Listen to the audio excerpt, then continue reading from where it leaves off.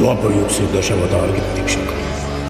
पता है मेरी उम्र 1500 साल है द्रोणाचार्य का पुत्र अश्वत्थामा और उससे डबल गिनती के दुश्मनों को मारा है मैंने जो मेरे खून के प्यासे थे। लेकिन कल की मूवी को आए बहुत ही टाइम हो गया है एंड आपने अभी तक वो देख भी ली होगी। एंड आज हम कल की मूवी से ही अश्वत्थामा को मार्वल सिनेमैटिक यूनिवर्स के थॉर के साथ में कंपेयर करने वाले हैं, क्योंकि कल की एक सिनेमैटिक यूनिवर्स है और इसके आने वाली मूवीज में हमें महाभारत के और भी कैरेक्टर्स देखने को मिलेंगे और ये देखना काफी इंटरेस्टिंग होगा कि सिनेमैटिक यूनिवर्स में माइथोलॉजी के इन कैरेक्टर्स को कैसे दिखाया जाएगा।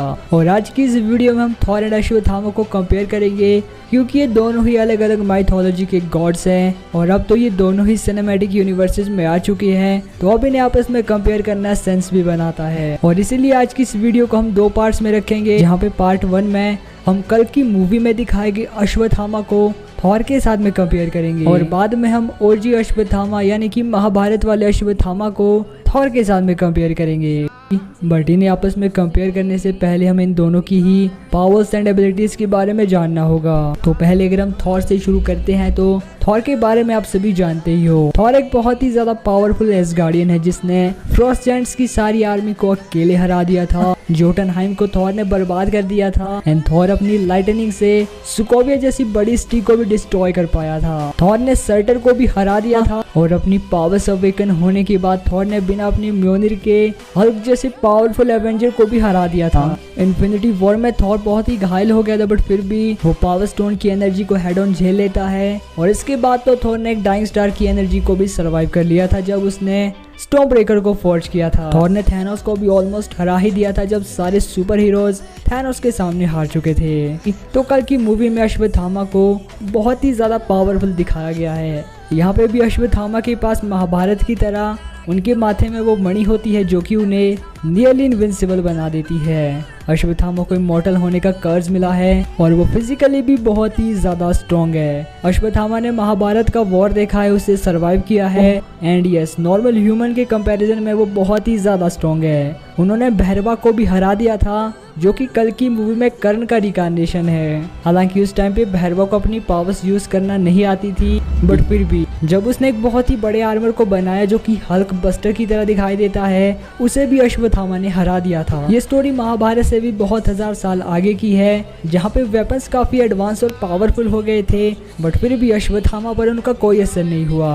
अश्वत्थामा को ऑलमोस्ट हर किसी डिवाइन वेपन की नॉलेज है, बट इस मूवी में उन्होंने किसी भी वेपन का यूज नहीं किया। अश्वत्थामा का hand to hand fighting style भी बहुत ही काबिले तारीफ है, क्योंकि ऑब्वियसली वो एक वॉरियर है। क्योंकि थॉर अश्वत्थामा जैसे पावरफुल कैरेक्टर्स का सामना सिनेमैटिक यूनिवर्स में ऑलरेडी कर चुका है। थॉर ने अश्वत्थामा से भी ज्यादा स्ट्रॉन्ग कैरेक्टर्स जैसे कि हल्क को भी हराया है एंड थॉर भी एक गॉड है, उसके पास भी हजारों सालों का एक्सपीरियंस है एंड वो भी हर किसी वेपन को चलाना सो यस थॉर कल की मूवी वाले अश्वत्थामा को हरा सकता है। बट अगर हम महाभारत वाले अश्वत्थामा की बात करें तो वहाँ पे भी अश्वत्थामा की ओरिजिन सेम है। वो गुरु द्रोण के पुत्र होते हैं और उनके माथे पर वो मणि जन्म से ही उनके साथ होती है जो कि उन्हें नियरली इनविंसिबल बना देती है। अश्वत्थामा को इमॉर्टैलिटी का कर्ज श्री कृष्णा ने दिया था और ये महाभारत के युद्ध के एक बहुत ही ज्यादा पावरफुल वॉरियर थे।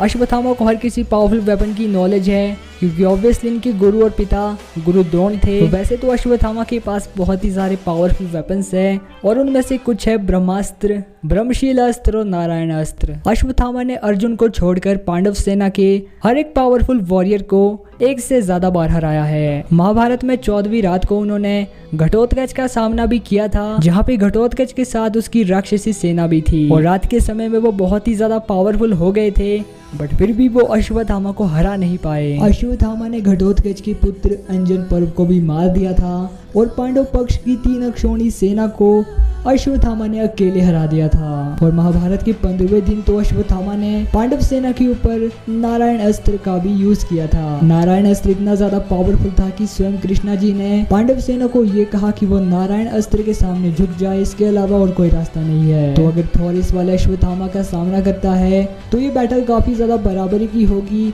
क्योंकि इन दोनों ही वॉरियर्स के पास बहुत ही ज्यादा बैटल एक्सपीरियंस है। फाइटिंग स्टाइल इन दोनों का ही काबिले तारीफ है और ये दोनों ही फिजिकली बहुत ही ज़्यादा ड्यूरेबल है। लाइक थॉर ने जहाँ पे न्यूट्रॉन स्टार की एनर्जी को सरवाइव किया है, वहीं पे अश्वत्थामा लिटरली ब्रह्मास्त्र तक को सरवाइव कर चुके हैं। बट अगर वेपन्स की बात करी जाए तो यहाँ पे अश्वत्थामा के पास थॉर से ज़्यादा पावरफुल वेपन्स है।